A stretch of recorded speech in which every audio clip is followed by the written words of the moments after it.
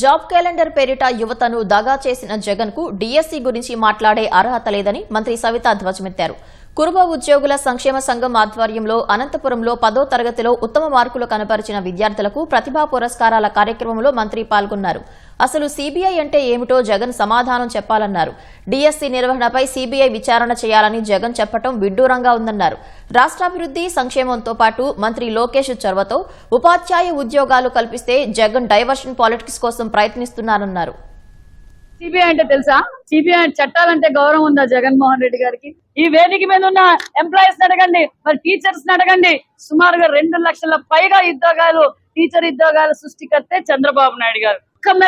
నేను జగన్ వస్తే జాబ్ వస్తుంది అని ఆ రోజు చెప్పారు. జగన్ వస్తే జాబ్ రాలా, జగన్ వస్తే చావు వచ్చింది. ఫేక్ సర్టిఫికెట్లు పెట్టారు. నీకు చాదనైతే, నీకు దమ్ముంటే ఏ ఒక్కటైనా నిరూపిస్తే నీకు నీతి, నిజాయితీ, నిబద్ధత, ఈ యువత పైన నమ్మకం ఉన్నట్లు జగన్మోహన్ రెడ్డి గారు ఈ రోజు అభివృద్ధి ధ్యేయంగా మేము పనిచేస్తున్నాం.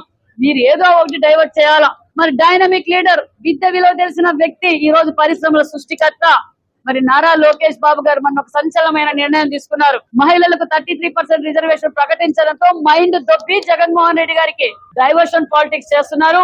పార్టీలకు అతీతంగా డిఎస్సి జరిగింది. ఒక పక్క పరిశ్రమలు తీసుకొస్తున్నాం, మెగా డిఎస్సి ఇచ్చాం, మళ్ళీ డిఎస్సి నోటిఫికేషన్ ఇస్తున్నాం, జాబ్ క్యాలెండర్ ఇచ్చాం. నువ్వేం చేసావు? సిపిఎస్ వారానికి రద్దు, ఇంట్లో ఎంతమందికి ఉంటే అంతమందికి అమ్మఒడి ఇస్తానన్నావు, సంపూర్ణ మద్యపాన నిషేధం అన్నావు.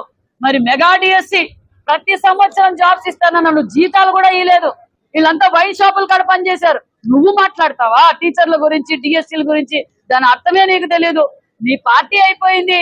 డైవర్షన్ పాలిటిక్స్ నీ గత్యంతం. ప్రజలు క్లారిటీగా ఉన్నారన్న విషయం కూడా తెలియజేస్తుంది.